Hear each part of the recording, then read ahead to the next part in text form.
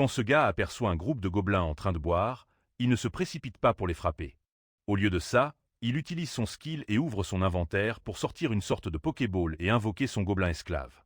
Puis il la lance vers eux. Malheureusement, ça tombe court et se retrouve au sol avant d'atteindre la cible. Ce n'est pas censé fonctionner comme ça, et ça surprend autant les gobelins que notre héros. Il repère rapidement notre MC et se précipite pour le tuer. Il n'a d'autre choix que d'utiliser ses points, mais il devient vite évident que les gobelins vont le tuer. Heureusement, l'invocation fonctionne après un court délai, et le gobelin esclave le sauve in extremis. Les autres gobelins n'ont aucune chance. Il les tue sans pitié, laissant derrière lui un véritable carnage. Après la victoire, le gobelin esclave devient encore plus fort et augmente toutes ses stats. Mais ce gobelin n'est que le début. Notre héros a beaucoup d'autres invocations à débloquer, mais pour ça, il doit tuer beaucoup plus de monstres. Mais ce n'est pas un problème, car quoi de plus amusant que de vaincre des monstres avec d'autres monstres, non? Pourtant, il y a peu, tout le monde le voyait comme un échec complet, sans chance de devenir chasseur. C'est le jour le plus fier pour tout chasseur diplômé, et notre héros ne fait pas exception. Au stade de l'association des chasseurs, il monte enfin sur scène pour recevoir sa précieuse licence de chasseur, ayant officiellement obtenu son diplôme en tant que chasseur de rang E. Ce jeune est plein d'ambition, ayant bossé dur pour arriver ici. Vous voyez, il est un éveillé de rang le plus bas, ce qui signifie qu'il est né dans ce monde en mode difficile. Il a littéralement dû étudier 2 fois plus qu'un éveillé normal, juste pour combler le fossé laissé par son rang médiocre. Cependant, frapper dans le cœur des livres l'a aidé à accumuler tant de connaissances sur les donjons et les monstres qu'il se trouve actuellement au sommet de la théorie, laissant même les éveillés les plus chanceux dans la poussière. Donc, en ce moment, il ressent une profonde fierté. Enfin, il obtient le privilège de devenir un vrai chasseur. Malheureusement, l'agent froid et dur qui distribue les certificats ruine tout. Cet homme arrogant déchire littéralement son certificat en deux, affirmant qu'être chasseur de rang E est sans valeur. Onol a peut-être reçu le titre, mais il ne peut pas fonctionner en tant que chasseur officiel avec un statut aussi abominable. Toute sa connaissance théorique et tactique est complètement inutile s'il n'a pas un rang élevé pour le soutenir. En gros, tous ses efforts jusqu'ici n'ont été qu'un grain inutile. Écrasé par cette réalité, Onol finit par abandonner son rêve de chasser des monstres. Il se replie sur le jeu pour se distraire, mais même après 7 ans, il n'arrive pas à lâcher prise. Après tout, sans carrière solide, il vit une vie sans but, ne sachant pas comment gagner sa vie correctement. En ce moment, son seul chemin est de jouer aux jeux vidéo à plein temps. Il est devenu obsédé par un jeu appelé Monsters Block Monsters, aussi connu sous le nom de MBM. Comme son nom l'indique, vous combattez des monstres avec d'autres monstres. Parmi d'innombrables espèces, les joueurs ont la liberté de recruter et d'exploiter le potentiel de leurs unités pour repousser des vagues hostiles dans ce brutal jeu de défense de tour. Sur le papier, les mécaniques semblent simples, mais elles ne le sont pas du tout. Si vous avez déjà joué à quelque chose comme Bloomest TD 5, alors vous savez de quoi je parle. Ce jeu exige des stratégies de placement solides comme le rock et des méthodes optimales pour pousser chaque unité à sa limite absolue. Il vous permet de mettre à niveau des monstres, mais la progression est agonisante. Même si vous parvenez à vous battre comme un fou et à améliorer des unités cruciales pour votre stratégie, leur niveau se réinitialise complètement s'ils tombent au combat. La mort permanente est réelle ici. Il n'y a absolument aucun moyen de récupérer les stats d'un monstre décédé. Bien que ces mécaniques impitoyables rendent le gameplay palpitant, elles ont aussi attiré une tonne de haine, lui valant la réputation d'être un jeu historiquement nul. Par exemple, le jeu vous permet littéralement de vaincre un magnifique ogre 3 étoiles avec juste un gobelin 1 étoile si votre stratégie est parfaite. Mais comme on dit, le jeu nul d'un homme est le trésor d'un autre. Onol gagne en fait bien sa vie en diffusant ce jeu en direct, car sa pensée critique aiguisée lui permet de le battre facilement. Par conséquent, il a gagné le titre de vétéran hardcore au sein de la communauté Monsters Block. Monsters a été son unique bouée de sauvetage depuis l'effondrement de sa carrière de chasseur. Malheureusement, il ne pourra pas poursuivre ce chemin encore longtemps, car aujourd'hui sera son dernier jour à jouer à ce jeu. Après tout, les développeurs du jeu le ferment. Les guerriers du clavier sur Internet se moquent de lui, et sa communauté fidèle se demande ce qu'il va faire ensuite. Il pense qu'il doit avoir une licence de chasseur valide, supposant que ce n'est pas un gros problème s'il perd son emploi de streamer. La dure réalité est qu'il n'est pas un chasseur actif, une prise de conscience qui fait mal, mais il s'abstient de révéler ce détail crucial publiquement. Écartant ses angoisses, il décide de jouer à cœur joie, considérant que c'est son dernier jour sur le serveur. Un événement spécial a lieu dans le jeu, simplement connu sous le nom de la vague. L'objectif est simple. Protégez votre château des hordes infinies de monstres sortant d'un portail. La vague que ce vétéran s'apprête à affronter est la 700e, surnommée territoire inexploré. Jusqu'à présent, personne n'a été assez habile ou chanceux pour atteindre ce jalon, laissant Onol à la fois excité et anxieux.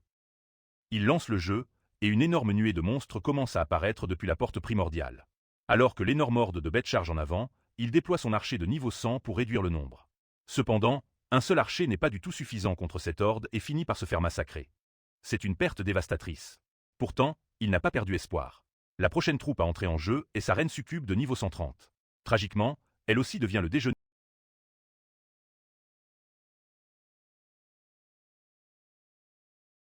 Juste au moment où tout espoir semble perdu, le jeu lui lance un énorme curveball, défiant la 700e vague pour la première fois, déclenchant une condition spéciale, permettant à un personnage nommé Sovraigne de s'éveiller et de rejoindre le champ de bataille. Le Sovraigne est un majestueux chevalier à l'épée aux cheveux bleus, avec un genre inconnu. Onol est abasourdi par ce tournant inattendu. D'habitude, les Sovraignes sont essentiellement des PNJ. Ils ne sont pas censés agir.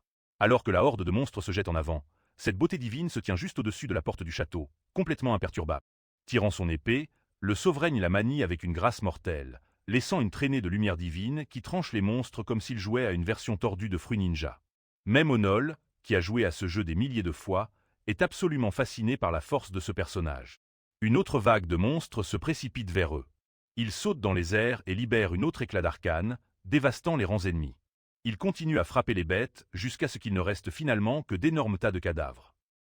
À la grande surprise de notre héros, cela marque l'achèvement officiel de la 700e vague. Pour toute sa carrière de streaming, il croyait que les Sovraignes n'avaient d'autre but que d'être jolis en arrière-plan. Mais c'est complètement fou. Ce Sovraigne est un véritable cheat code. Soudain, il réalise qu'il n'y a plus de spectateurs pour célébrer cet exploit sans précédent. Son stream a planté, ne laissant qu'un seul spectateur dans le chat. Ce mystérieux spectateur commence à exprimer une profonde gratitude pour l'effort qu'Onol a mis à conquérir le monde. Le commentateur se réjouit, affirmant que grâce à Onol, ils pourront enfin vivre en harmonie puisqu'il a aidé à éveiller leur seigneur. Onol n'a aucune idée de ce que cet individu raconte. Les choses deviennent encore plus étranges lorsqu'un portail arcane s'ouvre soudainement dans sa chambre. Et une fenêtre système holographique se matérialise, révélant qu'il a éveillé une nouvelle compétence. La mention d'une nouvelle compétence déclenche un souvenir de ses anciens enseignants. Il disait que bien que les rangs soient généralement incapables de survivre dans les donjons, quelques chanceux éveillent parfois des compétences supplémentaires plus tard dans la vie. C'est incroyablement rare, c'est pourquoi ce phénomène est connu sous le nom de rééveil. Réalisant qu'il a obtenu une seconde chance, Onol décide de capitaliser sur cette opportunité. Il est absolument déterminé à faire son grand retour en tant que chasseur. Cependant, malgré son rééveil, sa fenêtre de statut principale ne montre aucun signe de changement, un détail qui le rend très curieux. Son espoir est revitalisé lorsqu'une notification secondaire apparaît, lui donnant accès aux détails de sa nouvelle compétence. Le résumé lui présente deux options. Il peut faire un accord avec le Sovraigne, ou converser avec le Sovraigne. N'ayant aucune idée de ce que cela implique, il choisit aveuglément l'une d'elles. Il sélectionne faire un accord avec le Sovraigne, mais juste avant que la compétence ne s'active, une alerte rouge clignotante l'avertit qu'il lui manque l'objectif requis pour déclencher la condition. Onol est complètement exaspéré. Juste quand il pensait se rapprocher de son rêve, il recule de 2 pas. La lueur de ses écrans lui inspire une idée. Il décide d'interroger le seul spectateur qui parlait tout ce charabia cryptique plus tôt. Dès qu'il relance son stream, le spectateur revient en ligne. Pour simplifier, appelons-le simplement spectateur 1. Après avoir verrouillé le stream pour un chat en tête-à-tête, Onol commence à poser les questions cruciales qu'il doit absolument éclaircir. Comme cet utilisateur est apparu au moment exact de son rééveil, Onol est sûr qu'il a les réponses. Sans détour, il demande à spectateur 1 s'il sait quelque chose sur son rééveil. À sa grande surprise, le spectateur confirme. Onol savait toujours que l'éveil était un phénomène hors du contrôle humain. Est-ce que l'entité derrière l'écran est responsable de son rééveil? Il enchaîne en demandant pourquoi cet événement soudain s'est produit. Après tout, pourquoi un être inconnu s'embêterait à intervenir juste pour donner une seconde chance à un gamer à la traîne? L'entité mystérieuse répond simplement que le souverain l'a choisi, et c'est tout. Quant à la raison pour laquelle le Seigneur accorde cette faveur, c'est uniquement parce que Andel a été le catalyseur qui a éveillé leur Seigneur.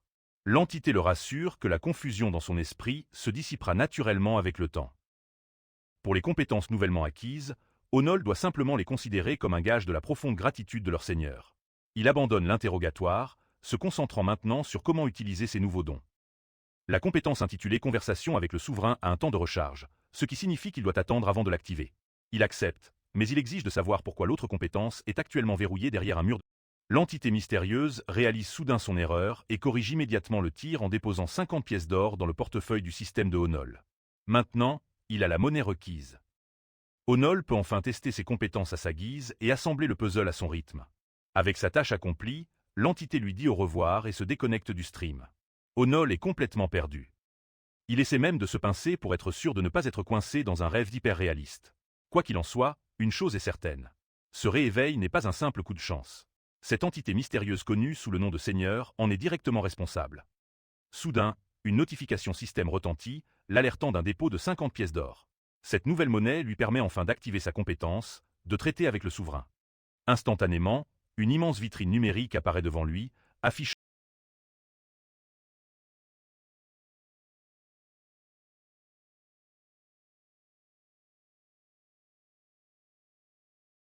Le personnage le plus cher de la liste est le souverain lui-même, avec un prix de 11 chiffres, une chaîne de nombres si longue qu'elle lui fait mal à la tête rien qu'en la regardant. Naturellement, notre gars aimerait l'ajouter à son arsenal, mais le coût est ahurissant. Cependant, ce n'est pas la compétence elle-même qui l'intrigue. C'est le fait que cette fenêtre système ressemble exactement à celle de son jeu. Les petites projections holographiques des monstres tournant à côté de leurs étiquettes de prix sont presque une réplique parfaite de Monsters Block, avec seulement quelques différences subtiles. Puisque les mécaniques du jeu lui permettaient d'invoquer les unités qu'il possédait, Onol déduit que cela devrait fonctionner de la même manière dans la réalité. Un sourire malicieux se dessine sur son visage.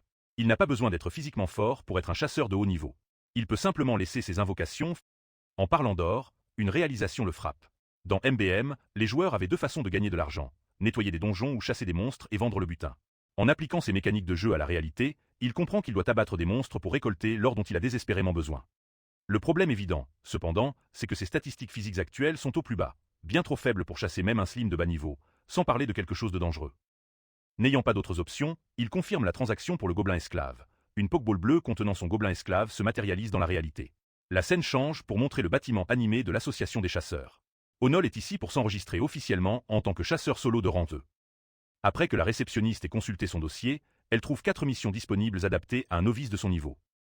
Onol compare soigneusement les options et choisit délibérément celle qui semble la moins adaptée à ses maigres capacités physiques, une quête d'extermination de gobelins dans un village reculé derrière les montagnes. L'agent l'avertit rapidement que la zone désignée est complètement hors de portée pour un soutien d'urgence. Si les choses tournent mal, il sera entièrement seul. Mais c'est exactement ce que notre gars veut. La dernière chose dont il a besoin maintenant, c'est d'attirer l'attention indésirable. Tout en ressentant une pointe de pitié pour ce jeune qui pourrait potentiellement gâcher sa vie, l'agent met à jour son statut. Après vérification biométrique, le processus d'enregistrement se termine, et elle promet de lui envoyer les détails de la mission.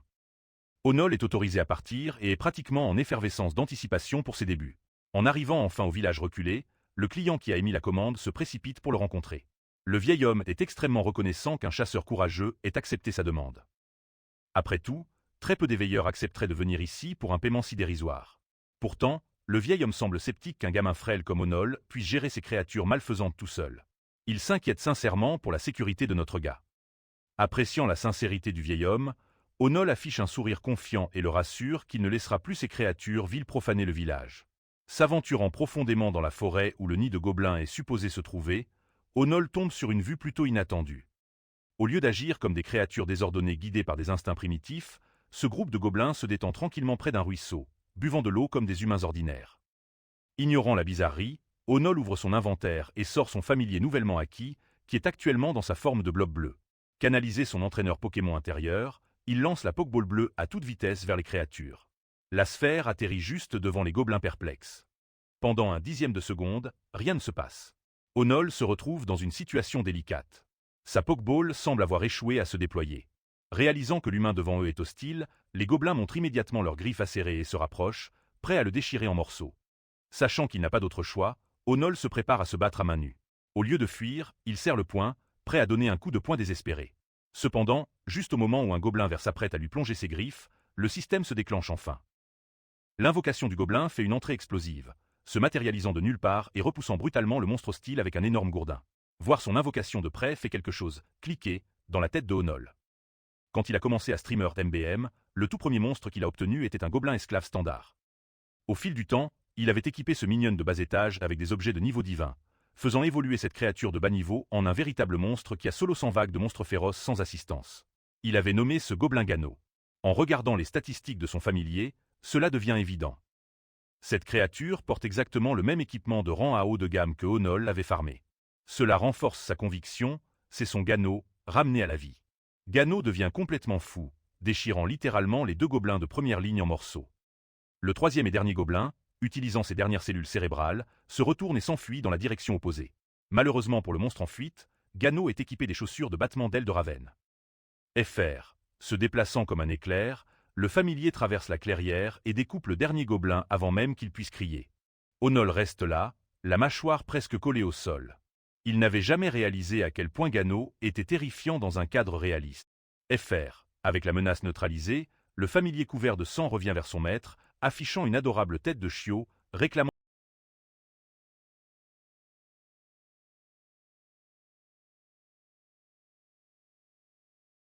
FR. Le système sonne, l'informant que le niveau d'affection de Gano est actuellement de 20 sur 100.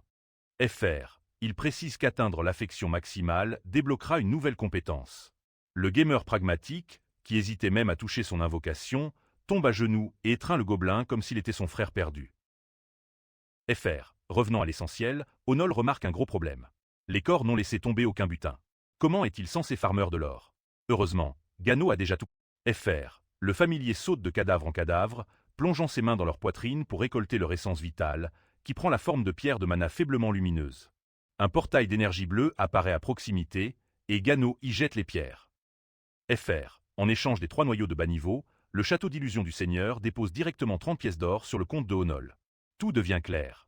Au lieu que les monstres laissent tomber des pièces, il doit extraire leurs pierres de mana et les échanger via le système. FR. Onol inonde Gano d'affection pour avoir compris les mécaniques si rapidement. Maintenant que l'or est sécurisé, il se prépare à collecter la preuve de l'achèvement de la quête pour l'association. Mais ces 3 gobelins n'étaient que l'apéritif. FR. Une violente agitation éclate des profondeurs de la forêt, attirant leur attention. À chaque seconde qui passe, les bruits sourds de la terre s'intensifient. Les arbres sont déchiquetés et réduits en éclats alors qu'un énorme behemoth fait son entrée. FR. C'est un ogre. Onol commence immédiatement à remettre en question ses choix de vie. Un ogre de cette taille devrait apparaître uniquement dans des portails de rang B ou supérieur. C'est incompréhensible qu'il se balade dans une zone de quête de rang E.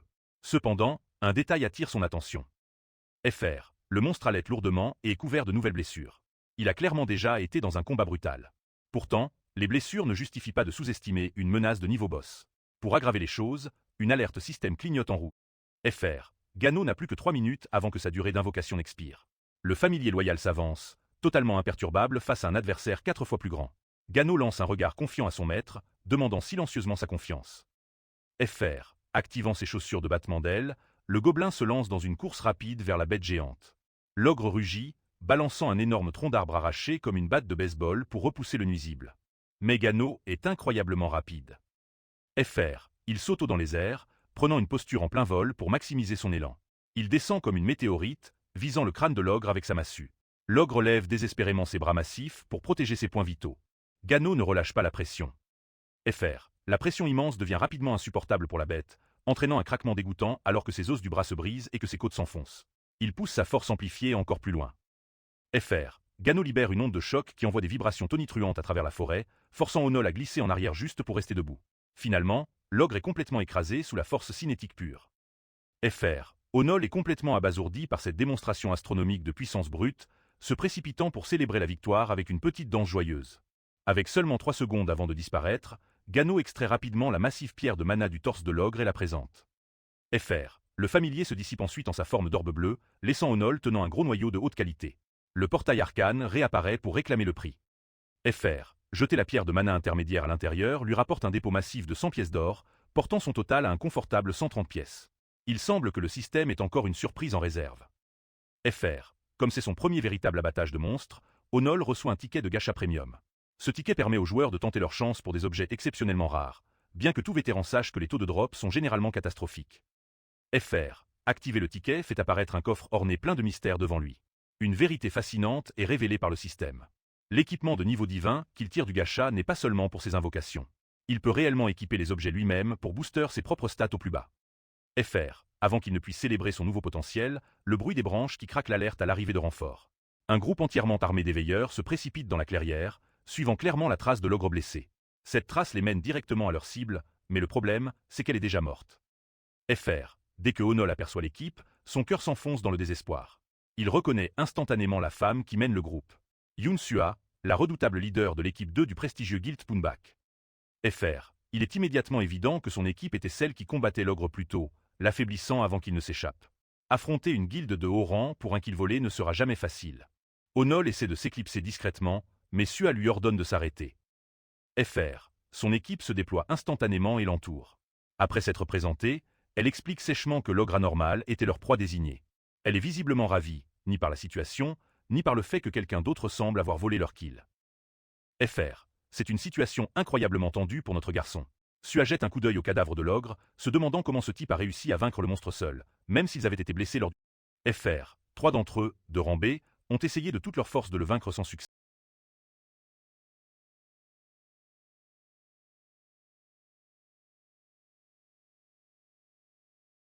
FR. La méchante veut voir quel genre de gars elle a en face d'elle. Alors Onol réagit calmement avec une présentation de sa part. Le choquant, c'est que Sua consent qu'un archange s'intéresse réellement à la personne devant elle. FR. Cela l'agace, et elle ne peut pas mettre le doigt sur ce qui rend ce gars si spécial. Curieuse de ses capacités, elle demande à Onol s'il a chassé le monstre seul. Il répond vaguement qu'il l'a fait. Cela la met sur ses gardes, se demandant si ce type cache quelque chose.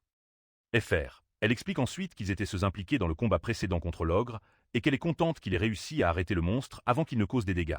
Notre garçon répond tranquillement qu'il a eu de la chance, mais Sua sait qu'il dit des bêtises, car un ogre ne peut pas être tué par chance seul. FR. Maintenant, elle est complètement suspicieuse à son égard, et pour réagir en conséquence, elle accepte de lui remettre toute la récompense pour l'ogre qu'il poursuivait. En gros, la guilde Poonbak contactera personnellement le chasseur Onol pour son rôle et lui remettra le paiement. FR. C'est une faveur choquante même pour Onol, qui ne peut pas croire qu'il soit si gentil en lui donnant leur propre proie. Sua est astucieuse car elle ajoute une condition de retour, une question qu'elle a toujours voulu poser. FR. Bien sûr, notre garçon savait que l'accord était trop beau pour être gratuit, mais il est surpris lorsque cette fille tend son téléphone. Hilarant. Sua a l'air d'une petite fille essayant de demander le numéro de son crush en ce moment. FR. Même elle est gênée en demandant son numéro, tandis que notre protagoniste Gigacha, complètement dense, ne sait même pas ce qui se passe. La scène coupe à notre garçon rencontrant l'oncle du village qui est très reconnaissant envers le chasseur pour avoir sauvé leur vie. FR. Onol est juste heureux d'avoir dégagé un chemin sûr pour eux dans la montagne et apprend à quel point ces villageois ont eu des difficultés. Le chef veut le remercier. L'offre est utile car Onol est vraiment curieux de connaître l'emplacement du célèbre monument d'entraînement. L'ancien le guide sur un chemin, lui assurant qu'il le trouvera au bout, et que ce même chemin apporte de la chance. Anoël est de bonne humeur, même s'il ne croit pas aux superstitions. C'est aussi là qu'il invoque le coffre pour le gacha. En gros, Bro veut maximiser sa chance avant d'ouvrir le fameux coffre, espérant y trouver quelque chose de bien. Son téléphone sonne. C'est encore Sua, qui lui envoie un message pour organiser une récompense pour le kill. Il est vraiment surpris qu'elle s'intéresse autant à lui. Ce qui est vraiment intéressant, c'est qu'elle utilise même son numéro personnel au lieu de celui de la guilde. Quoi qu'il en soit, Anoël n'est pas un faible et se concentre uniquement sur l'ouverture du coffre, un qu'il n'aurait jamais imaginé ouvrir dans la vraie vie. Même si les taux de drop sont vraiment pourris, il est content d'avoir une chance d'obtenir un objet de haut rang. Anoël ne demande pas grand-chose, juste un tirage à rank et une chance d'ouvrir le coffre, libérant une lumière scintillante qui manifeste plusieurs armes de différents rangs. Le rang le plus élevé, S-rank, une armure rouge sang avec des dorures. Avec l'introduction terminée, la lumière brille d'un or intense avant de devenir rouge. Notre garçon est en admiration devant l'artefact suprême, alors que la scène coupe ambiguement de sa récompense. De retour chez lui, Anoël réfléchit à la situation actuelle. Bien qu'il ait trouvé un moyen de masser de l'or, son obstacle actuel est de choisir d'entraîner ses monstres, ne sachant pas quel est le problème avec le système. Sur sa feuille de monstre, il peut engager un gobelin combattant, mais à sa grande surprise, un ogre berserké est aussi disponible. Un gobelin guerrier typique coûte 70 or, donc ce n'est pas le problème, mais la partie confuse est l'ogre berserké, qui coûte un énorme 420 or. Et même si c'est hors de sa portée, il est toujours disponible à l'engagement. Soudain, une idée germe dans la tête de notre garçon. Le système ne lui permet d'engager que des monstres qu'il a personnellement tués. Si cette histoire est vraie, il est compréhensible que seuls les gobelins et les classes d'ogres soient débloqués, malgré la différence d'or. Cela signifie qu'Anoël doit personnellement chasser ces monstres, et bien que cela semble être une exigence difficile, avec son tirage gacha précédent, les choses semblent crédibles. Au fait, Bro n'a pas eu cette armure, mais a acquis des lunettes de grade unique, améliorant ses stats et lui donnant une compétence. Il est en fait surpris qu'un objet de grade unique lui soit même attribué. L'artefact est de haute qualité et est unique. Au fait, un objet de grade unique dans le jeu est meilleur que 3 objets Tarant combinés, ce qui en fait un tirage incroyable. Avec les lunettes, il décide de les porter pour tester leur utilisation. Anoël les examine pour la première fois et débloque les fichiers Epstein. Je veux dire, les secrets de l'univers. Tous ses stats sont augmentés de 5, et une compétence appelée œil de sage est maintenant accessible. Cette compétence lui permet d'inférer des détails sur les yeux et les compétences de sa cible, avec une utilisation de... En gros, c'est comme une compétence d'évaluation ou de scan. Anoël est impressionné par son boost de stats et adore l'effet unique, le qualifiant même d'insensé. En vérifiant les détails de la compétence, il se demande s'il devrait l'utiliser sur un ennemi pour tester les... Mais à part ça, ce genre d'objet est exactement ce dont il a besoin en ce moment. S'il peut inspecter les stats exactes des monstres, chasser deviendra un jeu d'enfant. En les retirant, Anoël partage aussi ses doutes sur les lunettes, se demandant pourquoi le système le favorise tout à coup. La question de pourquoi il a été choisi le ronge. Puis soudain, le système lui envoie un avertissement pour la vague imminente. Il est conseillé de préparer ses défenses alors que le système devient complètement fou, bombardant de notifications pendant qu'il regarde, choqué. Anoël observe l'écran du jeu,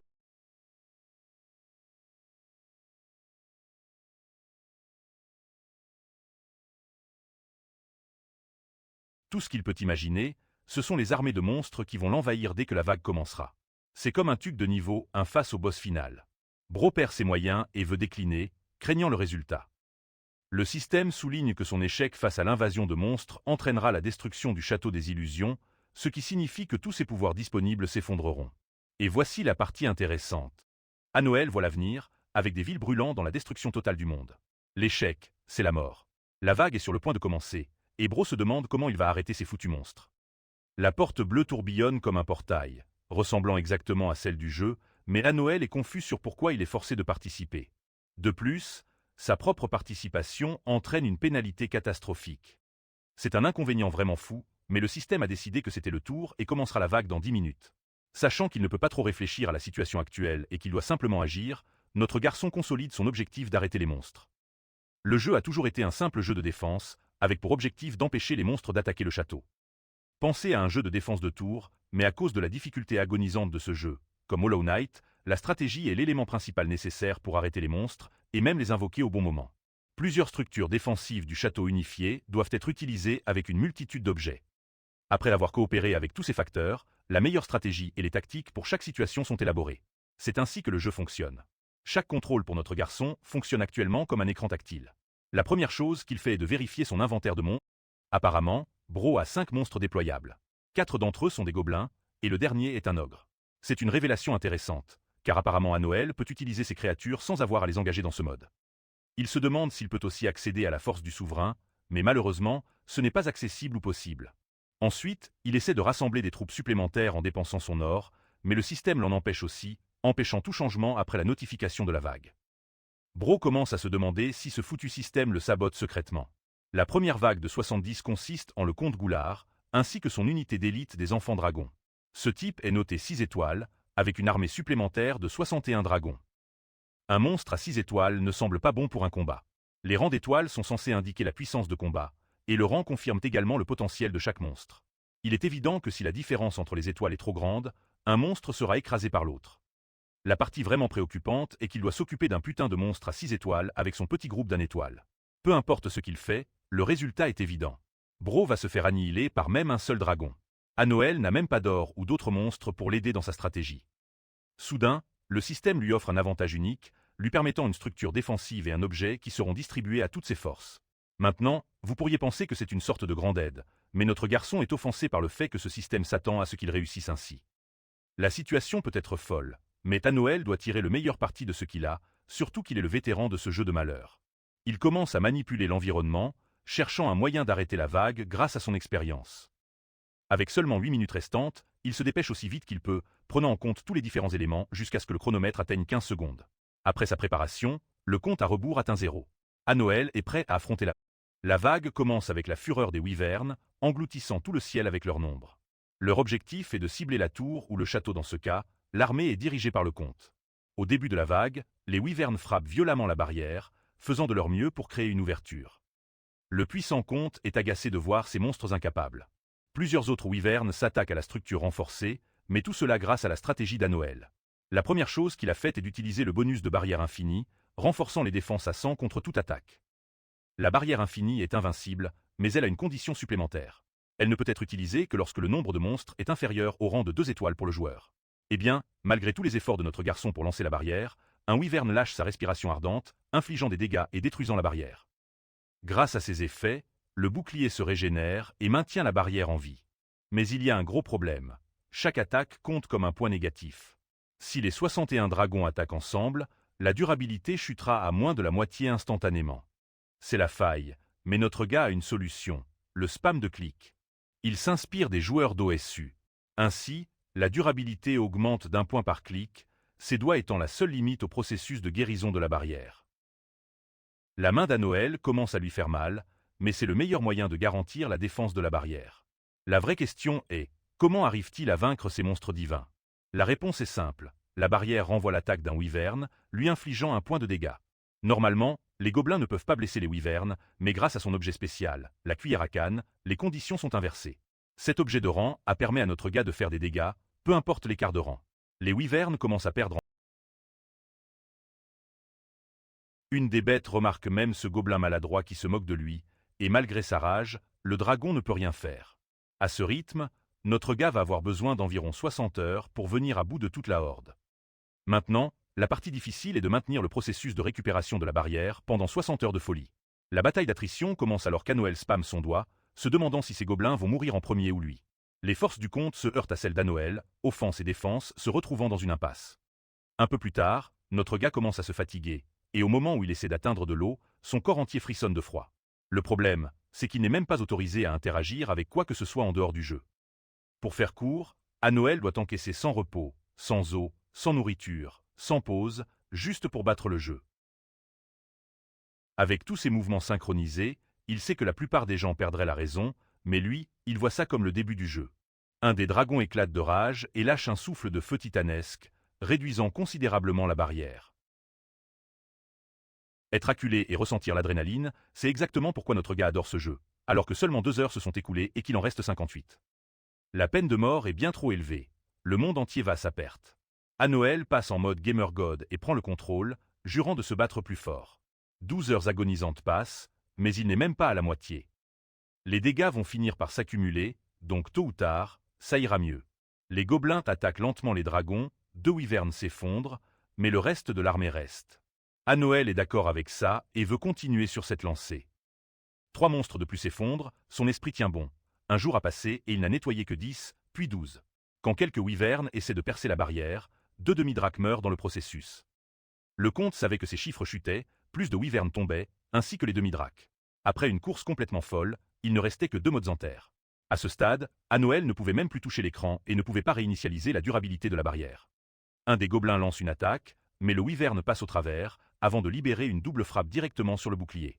Cette attaque change la donne. La barrière infinie est officiellement détruite, réveillant l'âme de Anoël. Les quelques secondes où il a décidé de se reposer, c'est là que la barrière a été anéantie. Si le château prend même un seul coup dans cet état, il tombera. Cependant, Gano décide de faire le sacrifice et s'avance pour affronter le dragon. Je pense que c'est la représentation la plus cool d'un gobelin. Le gars a l'air d'avoir un vrai charisme. Bref, les deux sont sur le point de s'affronter. Gobelin contre dragon, Gano a ce regard déterminé et met tout son cœur à écraser le crâne du monstre. Sa masse est si puissante qu'elle étourdit même notre gars, vainquant le dragon et faisant tomber le comte. Avec ça, la vague est officiellement nettoyée, à la grande surprise de Anoël. Il crie de joie, mais avant même de reprendre son souffle, Anoël s'effondre instantanément. La prochaine fois qu'il se réveille, c'est sous un soleil éclatant, il ne sait même pas quand il a été cuisiné.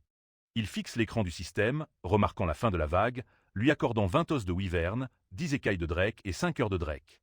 Ce sont les loots de la mission, mais il ne sait pas du tout à quoi il va les utiliser. Le système explique alors qu'il reste 3 conditions avant qu'il puisse discuter avec le souverain. La première condition est d'accumuler 50 heures de jeu, et la seconde de défendre avec succès. Anoël ne sait même pas l'objectif de cette conversation. Sans parler de pourquoi c'est bloqué par 3 conditions. Quoi qu'il en soit, Anoël est juste content d'en avoir déjà rempli 2, donc il pourra bientôt accéder à la fonctionnalité. Puis vient la récompense finale, celle qu'il obtiendra pour avoir nettoyé la vague.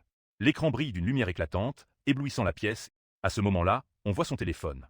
Apparemment, Anoël a reçu cet appel de son admiratrice, Sua. Au sein de la guilde Punkback, le frère de Sua refuse de comprendre la situation. Ce même gars, supposé être de rang E, a réussi à battre un ogre. Big Shaq de la NBA ici est immense, et il pense que notre gars est un imposteur.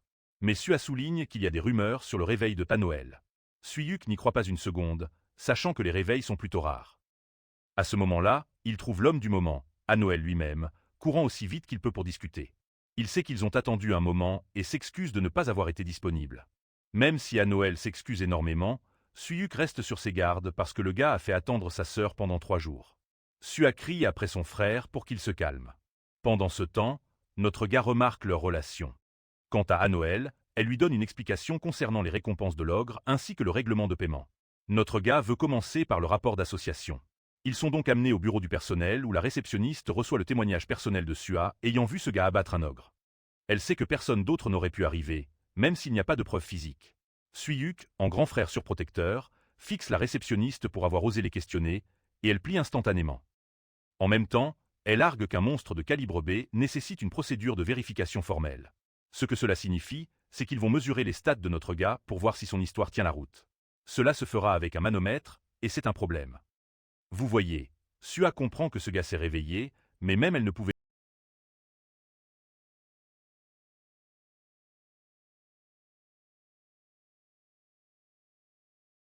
Dans la scène suivante, le manomètre vérifie les stats d'un membre à Randé, et c'est au tour de notre gars, donc Sua est naturellement inquiète.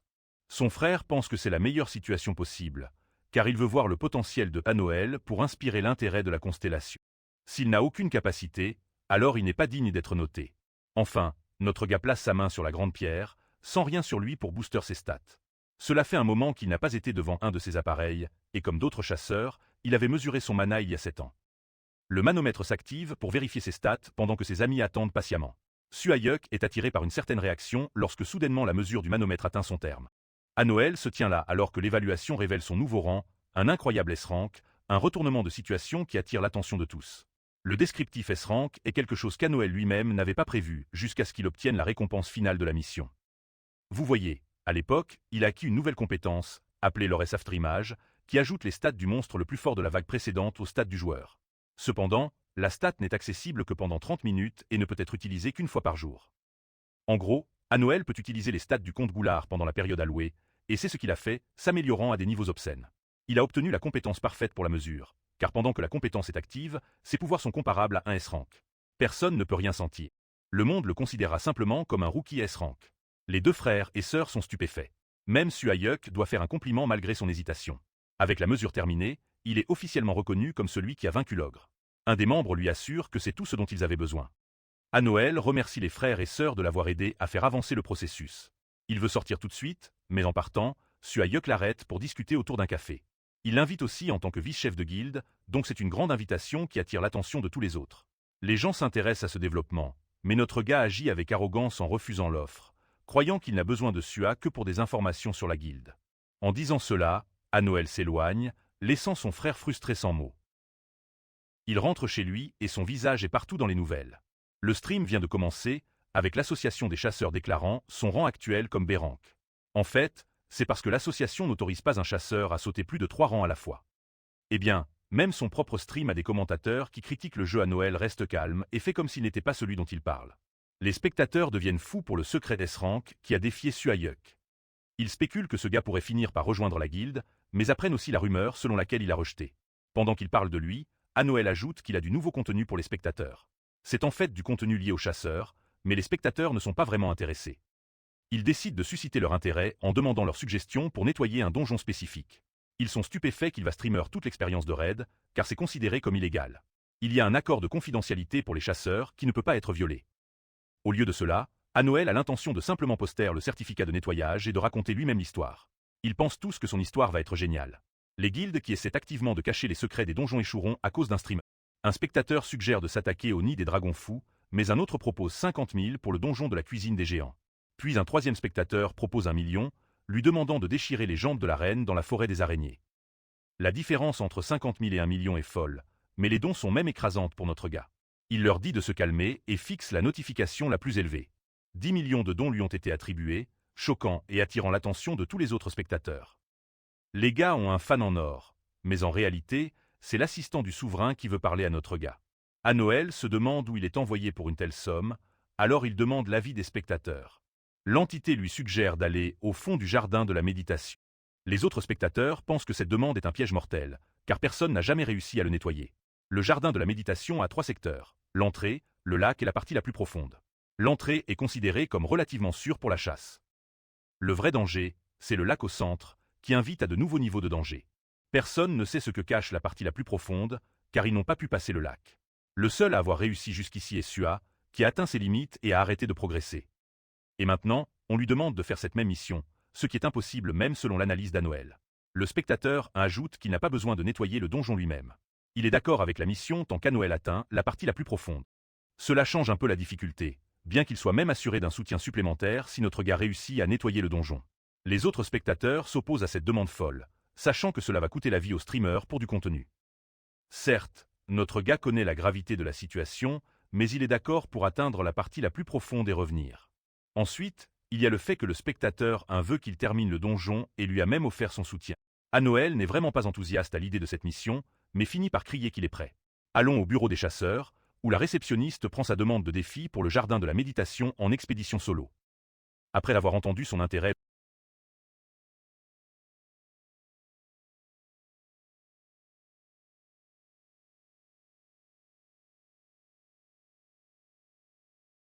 Ce n'est pas comme s'il devait emmener quelqu'un en expédition solo après tout.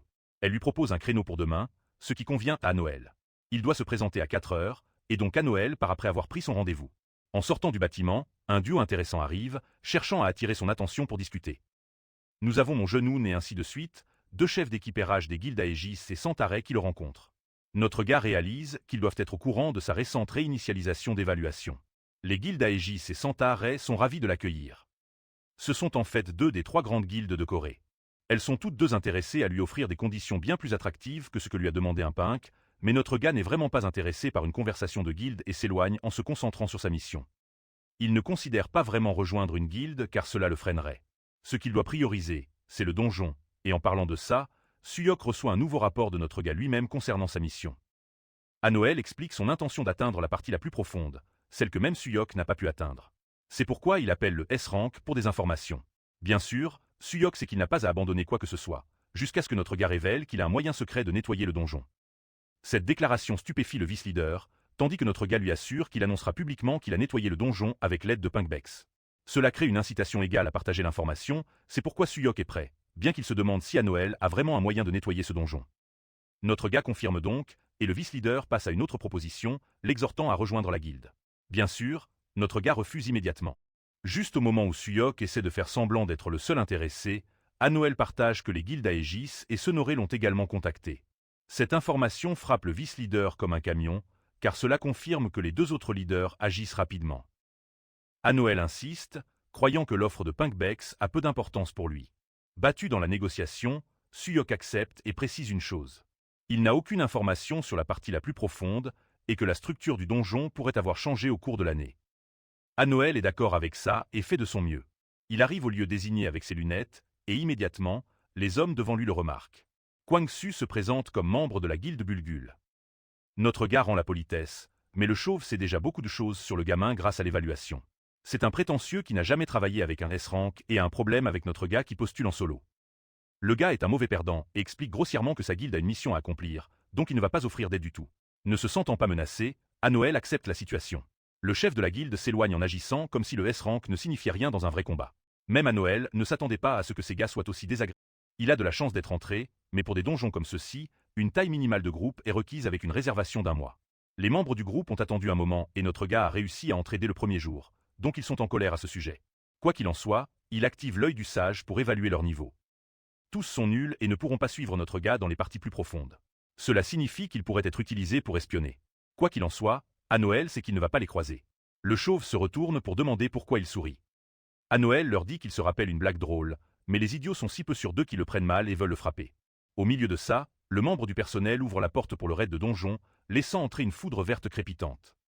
Les chasseurs sont invités à avancer rapidement sinon la porte ne tiendra pas, et c'est en fait la première fois pour notre gars d'entrer dans un vrai donjon. À Noël entre, curieux de voir ce qui l'attend, alors que l'écran du système affiche des détails de base comme la capacité du donjon par raid. Ici, le serviteur du souverain lui souhaite bonne chance avec son soutien, modifiant partiellement le paysage du donjon. Les membres du groupe sont là, mais le gars à lunettes sent que quelque chose ne va pas dès le départ. Il a du mal à reconnaître cet endroit, car ce n'est pas du tout comme l'entrée. Le gars a des flashbacks tandis que ses amis se demandent pourquoi il y a un lac ici. L'entrée n'est pas censée être comme ça. Certains d'entre eux savent même à quoi cela ressemble. C'est une première pour Anoël, qui comprend que l'entrée est censée être facile à nettoyer. D'après les informations que Suyuk a décrites, cette version n'a rien à voir avec l'entrée. Puis notre gars réalise quelque chose. L'écran du système les annonce officiellement avec un nouveau briefing, accueillant les chasseurs au bord du lac. Les chasseurs se tirent les cheveux pour une explication, tandis que le système partage le massacre des pigs malais. C'est leur mission, protéger les pigs malais des mains de leurs tueurs jusqu'à la nuit. Réussir cette mission permet de passer à travers le lac et d'accéder à la partie la plus profonde. Mais s'ils échouent, chaque challenger mourra. C'est un inconvénient critique. Les rangs S perdent leur calme, et ils ne sont pas prêts pour cette mission. Au point que les hommes de Kwang-Su veulent qu'ils abandonnent. Mais au moment où ils essaient d'accéder à leur fenêtre de statut pour se retirer de la mission, ils réalisent qu'ils ne peuvent pas quitter du tout. Le gars à lunettes essaie de s'échapper depuis un moment, mais il est coincé. Le nombre actuel de pigs malais est de 130, avec déjà 2 abattus, ce qui ramène le nombre à 128. Kwang-Su panique et demande au chasseur S local une explication, demandant des indices sur comment il pourrait les aider. Notre gars explique calmement qu'il ne sait rien de ce qui se passe, bien qu'il ait des informations concernant le lac. Ces paroles redonnent confiance à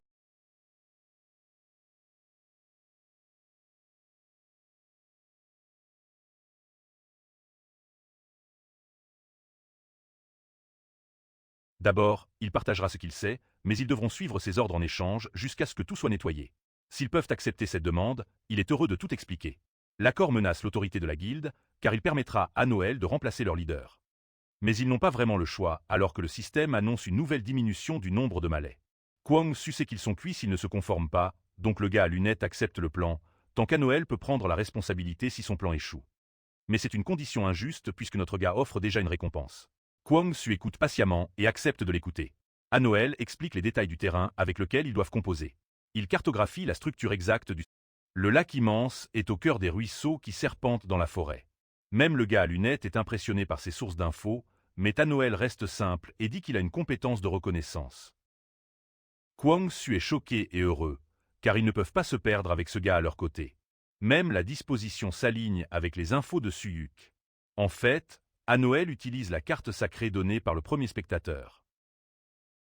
C'est un cadeau du château, donc il n'a pas à trop se fatiguer. La mission est simple, sauver les pygmalais, mais il faut d'abord les localiser. Ils se trouvent dans les zones humides, avec 8 zones de nidification à cibler. Ensuite, ils doivent se dépêcher avant que le tueur n'ait le temps d'éradiquer les siens. Anoël veut les rassembler à un endroit pour mieux se défendre. C'est le début du plan, et il veut qu'ils agissent tout de suite. Même s'ils ne font rien, ils perdent des membres, et à cause de l'urgence, le groupe de Kwang Su se précipite pour localiser les zones, bien qu'il se demande ce que le chasseur S-Rank compte faire. Anoël lui dit qu'il s'occupera du pygmalais seul. Le chef de guilde le laisse faire, lui donnant l'intimité qu'il voulait. Son but est de reconnaître la zone avec la carte du lac. Apparemment, il y a une mission cachée ici avec une récompense spéciale, et Anoël veut surtout la réaliser. La chasse va commencer, mais d'abord, il doit découvrir 2 choses. La mission cachée et l'identité des tueurs de pygmalais. Apparemment, il y a plusieurs types de monstres ici, donc il doit savoir qui ils sont. En espionnant un groupe, Anoël observe des hommes lézards bien musclés. Il est vraiment choqué et réalise que ce sont probablement les tueurs des pygmalais. Son plan vient de se compliquer, car même si les hommes lézards sont de niveau des ranks, une grosse meute est difficile à gérer. Sachant qu'il ne doit pas engager le combat, Anoël essaie de partir quand 2 idiots arrivent en parlant de lui. Le pire, c'est qu'ils se dirigent vers lui, mettant en danger sa sécurité. Le grand bavard se vante jusqu'à ce qu'un monstre lui arrache littéralement la tête. L'un des monstres a attaqué et tué l'humain. Sa tête roule dans le sang. Voyant les hommes lézards surgir de nulle part, l'autre gars s'énerve et attaque le monstre de manière imprudente. Ses poings pleins de rage frappent la créature. Sa fureur est sans limite et il porte le coup final, mais ça ne fait aucun dégât. C'est parce que les hommes lézards ont accès à un bonus d'équipe. Ce petit monstre des ranks évolue en B-classe quand ils sont ensemble. Grâce à ce buff incroyable, la créature lui arrache le bras, le laissant crier pour sa vie. Puis, le monstre prend son arme et s'apprête à porter le coup fatal.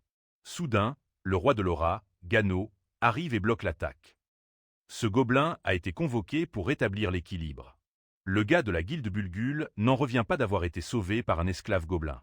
Anoël apparaît derrière et rappelle au grand gars qui leur a demandé de rester à leur place dans le donjon. Le grand gars explique qu'il s'est simplement perdu et a fini ici par erreur. Anoël lui dit de se retirer et de s'occuper de ses blessures pendant qu'il s'occupe de l'homme lézard. Il ordonne ensuite à Gano de nettoyer rapidement les monstres environnants. Il est déjà à court de temps et doit encore localiser une quête spéciale cachée dans le donjon. Gano agit immédiatement et active l'aile de corbeau. Il file entre les hommes lézards si vite qu'ils ont du mal à suivre son mouvement. Le gobelin nommé abat un monstre après l'autre avant même que les hommes lézards ne réalisent ce qui se passe. Pendant ce temps, Anoël reste calme, observant le combat comme un spectateur. Même s'ils sont en surnombre, il sait qu'ils n'ont aucune chance contre eux. Juste à ce moment-là, l'un des hommes lézards semble utiliser toutes ses cellules cérébrales. Il comprend que l'attaquer directement pourrait être leur seule option et se jette sur lui, visant un coup fatal. Anoël active instantanément l'afterimage du seigneur et tire les stats qu'il a obtenues de Count Goulard. Obtenant une force S-rank pendant une demi-heure, il repousse le monstre comme si de rien n'était. D'ici là, Gano a déjà fini de nettoyer les derniers lézards. Anoël félicite son gobelin et le tapote, même s'il trouve l'interaction un peu suspecte, et comme prévu, le gobelin rougit, augmentant leur affinité de 10 points. Il vend ensuite les pierres de mana qu'il a collectées et gagne de l'or facilement. Comme c'est sa première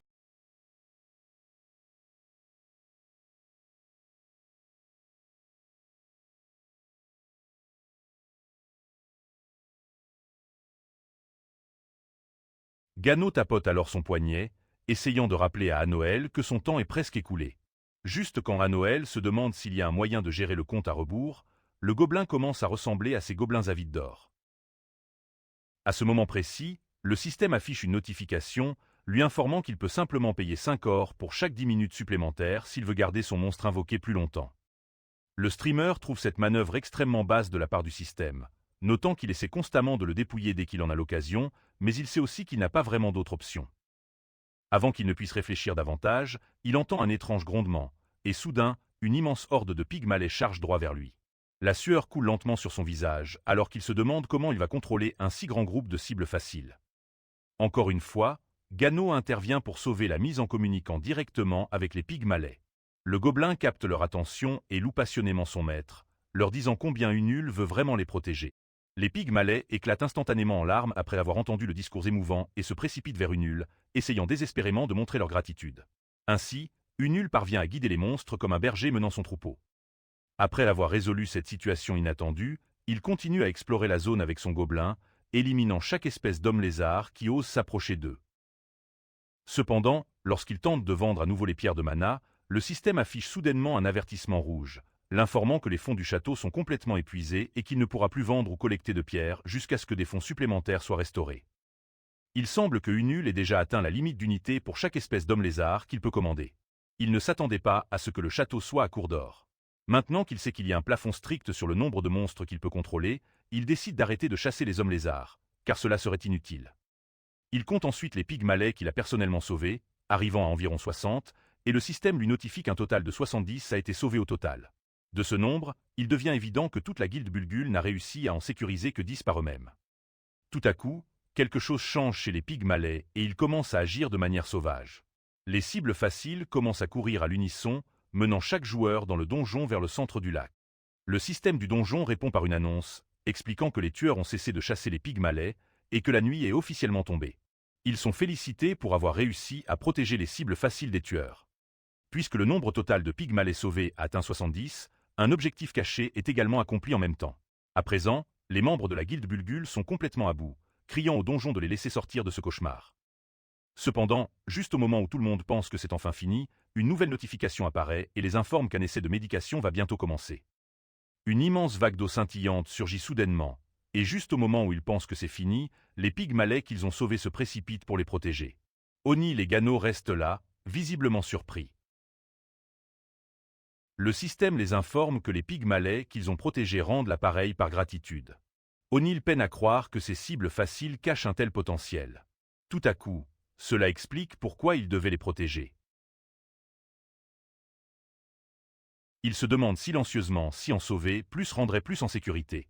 Pour tester sa théorie, O'Neill jette un coup d'œil aux autres, remarquant qu'ils n'ont réussi à sauver qu'un ou deux pygmalais chacun. Le leader des Bulgul, Kwong, tient à peine, et le pygmalais à ses côtés semble au bord de l'agonie. Les autres membres de Bulgul sont dans un état similaire, ce qui inquiète vraiment O'Neill pour leur état. Il essaie rapidement de trouver un moyen de tous les sauver, et à ce moment-là, le système envoie une nouvelle notification. Elle révèle enfin la mission cachée que O'Neill cherchait depuis tout ce temps. De plus, il apprend que Sylvain, le monstre responsable de cet événement, l'épreuve se terminera immédiatement au lieu de durer les 10 minutes complètes. O'Neill ne perd pas de temps, se stabilise et met ses lunettes.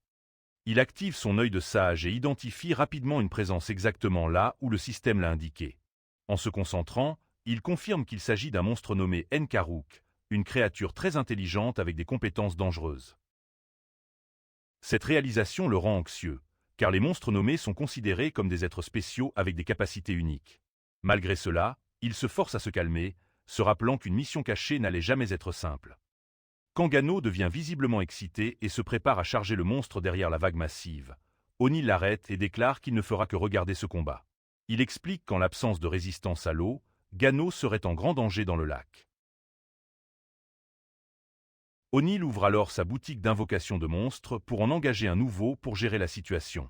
Dans la liste du seigneur, il choisit un ogre berserké, car il a une résistance naturelle à l'eau. Mais une nouvelle inquiétude. En effet, contrairement à Gano, l'ogre n'a aucun équipement, ce qui signifie qu'il perdrait probablement contre un monstre du calibre de Zenkaruk. Réalisant qu'il a besoin de quelque chose pour booster les stats de l'ogre, O'Neill sort son ticket de gacha premium malgré son faible taux de réussite et décide de l'utiliser. Il espère que le tirage lui donnera un objet capable d'aider l'ogre à avoir une vraie chance contre Zenkaruk. Le ticket s'active et une lumière dorée éclate, forçant les yeux de O'Neill à s'ouvrir grand. Il ressent une montée d'excitation en réalisant qu'il s'agit d'un objet de rang S. Pourtant, cette excitation se transforme rapidement en confusion, car l'objet ne semble pas particulièrement utile au combat. Pendant ce temps, le courant d'eau continue de se renforcer, le laissant sans choix réel que d'invoquer l'ogre et de l'équiper avec l'objet qu'il vient de recevoir. Au moment où il place l'objet sur l'ogre, la créature s'effondre soudainement au sol. En même temps, O'Neill entend un cri désespéré d'un membre des Bulguls qui est proche de se noyer. Alors il se précipite pour aider sans hésitation. La déception se lit sur son visage alors qu'il grince des dents, réalisant qu'il pourrait devoir tout gérer seul maintenant. De plus, son Lore After Image n'a plus que 12 minutes restantes, après quoi il redeviendra un nobody de renteux. Pourtant, il choisit de prioriser le sauvetage des autres, bien que la pression commence à se faire sentir alors qu'il lutte malgré ses stats temporairement supérieurs. Juste au moment où sa prise commence à se relâcher, et qu'il est sur le point de lâcher l'arbre auquel il s'accroche, le courant violent commence soudainement à faiblir. En regardant devant lui, il voit l'ogre se tenir fermement dans l'eau, portant ce qui ressemble à une casquette de Harry Potter. L'ogre parle d'un ton héroïque et demande à son maître s'il a été blessé. Il salue formellement O'Neill et se présente comme son humble serviteur, se comportant d'une manière qui ne ressemble en rien à ce que l'on attendrait d'un ogre. O'Neill est perplexe, car de son point de vue, il n'a fait que placer un objet de rang S, le chapeau de l'archimage Gandorf, sur la tête de l'ogre. L'artefact était censé amplifier les attributs liés à l'intelligence, transformant théoriquement même un idiot en génie. Cependant, il ne lui est jamais venu à l'esprit qu'élever l'intellect d'un ogre à un tel degré pourrait produire des conséquences aussi extraordinaires. Toujours dans sa confusion, O'Neill questionne son serviteur, lui demandant comment il est même capable d'articuler des mots aussi clairement et de tenir une conversation correcte. En réponse, l'ogre fléchit ses muscles avec confiance et explique avec fierté que le chapeau que son maître lui a offert a modifié son être, le transformant en une toute nouvelle version d'ogre. Suite à cette déclaration, l'ogre s'incline respectueusement en profondeur devant O'Neill et demande humblement à son maître de donner un ordre. O'Neill répond qu'avant de donner des ordres directs, il souhaite clarifier quelque chose. L'ogre acquiesce sans hésitation. O'Neill demande alors si le monstre est maintenant capable de manier la magie, ce à quoi l'ogre répond fièrement par l'affirmative, expliquant qu'il vient de l'imprégner dans son tronc. Cette explication remplit O'Neill d'excitation, car les circonstances semblent enfin tourner en sa faveur. Saisissant l'élan, il ordonne à l'ogre d'avancer directement à travers la tempête violente pendant qu'il le suit de près. Sans délai, l'ogre portant le chapeau commence à se frayer un chemin à travers le flot écrasant. O'Neill donne même à l'ogre le nom d'Odolphe et lui dit qu'il compte sur lui. Au moment où il entend son nouveau nom, les joues d'Odolphe deviennent rouges et des larmes commencent à couler de ses yeux. Profondément ému et rempli de détermination, il crie qu'il donnera tout ce qu'il a et même se sacrifiera pour rendre cet honneur. Odolphe charge alors à travers la vapeur, dégageant le chemin, et O'Neill se sent confiant qu'ils arriveront bientôt. Ce changement soudain rend Zenkaruk mal à l'aise, réalisant que quelqu'un a réussi à déjouer sa magie.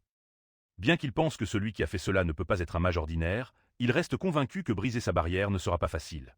Pendant ce temps, Odolphe atteint la barrière et est immédiatement stoppé par celle-ci. Il informe O'Neill du blocage, et O'Neill lui dit de frapper le même endroit encore et encore, espérant qu'une force répétée à un endroit pourrait finalement la briser. L'ogre commence à expliquer, en utilisant la logique et les mathématiques, pourquoi cette barrière à formule multicouche ne peut pas être détruite. Mais O'Neill l'interrompt et lui dit d'arrêter de trop réfléchir et de simplement la fracasser avec sa force brute au lieu de compter uniquement sur la magie. Même si cela n'a aucun sens pour lui, le serviteur suit humblement l'ordre et commence à frapper la barrière sans relâche, balançant comme s'il jouait un match de baseball. Zenkaruk devient de plus en plus anxieux en voyant la barrière s'affaiblir, mais il reste calme, croyant qu'un simple ogre ne peut pas surmonter sa vague catastrophique. Il pense qu'il est impossible pour quiconque de maîtriser à la fois la force et la magie, et tandis qu'il continue à parler de l'invincibilité de la barrière, celle-ci se brise soudainement. Cela surprend complètement le lézard Zenkaruk. Il se dit qu'un ogre qui est aussi un mage pourrait réaliser une telle chose, ce qui devrait être presque impossible. En regardant l'ogre portant un chapeau de mage, il ne peut pas croire que son sceau magique a été brisé. Il commence à se demander si l'ogre est en réalité un chaman ogre. Lorsqu'O'Neill demande au lézard s'il est Zenkaruk, le lézard ne répond pas. Au lieu de cela, il se concentre entièrement sur l'attaque des ennemis devant lui. Il suppose que le chaman ogre a dû drainer beaucoup de mana et que cela lui donnera l'avantage sur un ennemi affaibli. Juste au moment où le lézard s'apprête à lancer une attaque mortelle, O'Neill dit à Odolphe d'essayer un sort.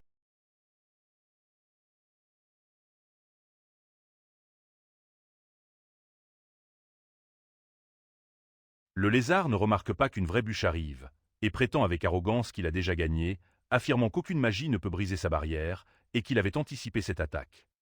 Cependant, lorsque la bûche le frappe enfin, toute la confiance du lézard se brise instantanément comme du verre fragile, et il s'effondre, vaincu sur le champ. O'Neill se tourne vers son énorme serviteur et commente que le sort qu'il a utilisé ressemblait juste à une bûche lancée, et Odolphe s'excuse immédiatement, expliquant qu'il n'a pas encore appris de vrai sort. La scène change alors pour le quartier général du Guild Pungbak, où le leader est pressé d'embaucher rapidement le chasseur S-Rang nouvellement éveillé, Annul, avant que leurs rivaux ne le prennent. Malgré leur insistance, ils ne voient pas l'intérêt de poursuivre un chasseur S insignifiant, ayant déjà tant de ressources. Dans le donjon, Zenkarouk a été vaincu. Odolphe ramasse la monastone et la rapporte à O'Neill. O'Neill félicite le grand gars pour son travail, mais Odolphe insiste humblement sur le fait que c'était possible grâce au conseil et au soutien de son maître. Après avoir échangé des mots de reconnaissance et se battre pour le crédit, Annul vend la pierre d'âme spéciale au château. Le château calcule alors les récompenses, qui incluent un permis de développement de zone spéciale, un autre ticket gotcha et une petite somme d'or, légèrement réduite à cause du manque de fonds. De plus, Annul peut maintenant utiliser Nkarouk lors de ses défenses de vagues. Il décide de laisser les récompenses pour plus tard et rentre pour l'instant. À son retour, il ne trouve que la chasseuse aux cheveux bleus de la guilde Bulgule consciente. Elle lui demande immédiatement s'il a réussi à les sauver tous et le remercie humblement pour ses efforts. Annul demande des nouvelles de ses camarades, et elle lui répond qu'ils sont tous vivants et reçoivent des soins. À ce moment, le leader Kwang arrive pour lui parler. L'homme s'approche comme s'il allait le frapper, mais il tombe à genoux et remercie Annul au nom de sa guilde pour avoir sauvé tout le monde. Il s'excuse de son comportement à leur entrée dans le donjon. Annul n'en revient pas, il ne s'attendait pas à ce que ce muscle sans cervelle s'excuse. Il lui tend la main pour l'aider à se relever et lui dit de s'occuper de ses membres qui ont encore besoin de lui. Il se serre la main, et les larmes aux yeux, Kwang promet de se souvenir de cette dette. Le système leur annonce qu'ils ont réussi l'épreuve de méditation et leur laisse le choix de rester ou d'avancer. Les chasseurs inconscients sont renvoyés automatiquement, mais les autres peuvent choisir. Quand Kwang apprend que Annul veut rester, il tente de le convaincre de reculer, promettant de l'aider à se regrouper après s'être préparé. Cependant, quand Annul montre ses monstres et explique qu'il a déjà des coéquipiers fiables, Kwang devient effrayé et comprend enfin pourquoi Annul veut continuer, cessant ainsi de le persuader. Tous expriment leur gratitude à Annul et s'en vont, tandis que notre héros reste pour avancer et terminer le donjon, un exploit que personne n'a jamais réussi. Comme il a aussi complété la mission cachée, le système du donjon informe Annul qu'il recevra une récompense spéciale en plus des récompenses habituelles. La scène revient à Choi Kang, qui est toujours persuadé d'engager le nouvel S-Ranker. Le vice-chef Pyongyang-un, avec sa sœur, essaie d'expliquer pourquoi leur guilde devrait l'engager. Cependant, le leader continue de dire qu'ils sont eux-mêmes dans une situation difficile, et de plus, comme le S-Ranker est encore officiellement classé B dans la guilde, il ne voit pas cela comme nécessaire. Juste à ce moment-là, il reçoit une notification qu'un donjon à motif rouge a été détecté, indiquant une forte probabilité de rupture du donjon. En voyant que c'est le jardin de méditation, où Annul est allé, le leader décide de s'y rendre. Quelques heures plus tard, le chef de guilde, avec ses subordonnés, arrive sur le site du donjon et se renseigne sur la situation. La force du donjon sur place explique que le donjon est devenu un donjon à motif rouge. Ils ajoutent qu'ils ont déjà évacué les civils à proximité et qu'ils auront besoin de l'assistance de la Pungbak Guild pour gérer les urgences qui pourraient survenir. Myong-un crie, demandant des nouvelles des chasseurs à l'intérieur, et l'homme en costume noir répond que 6 chasseurs ont réussi à sortir, mais qu'un chasseur est entré dans la partie la plus profonde du donjon. À ce moment-là, le chef de guilde d'Aegis, Madong, et le leader de la guilde Santarai, Sans Arrêt, arrivent également. Tous sont très intéressés, car c'est la première fois qu'un seul chasseur atteint la partie la plus profonde de ce donjon. Ils sont perplexes quant à qui pourrait accomplir un tel exploit, jusqu'à ce que l'homme en costume noir confirme qu'ils ont été informés que la personne est Annul.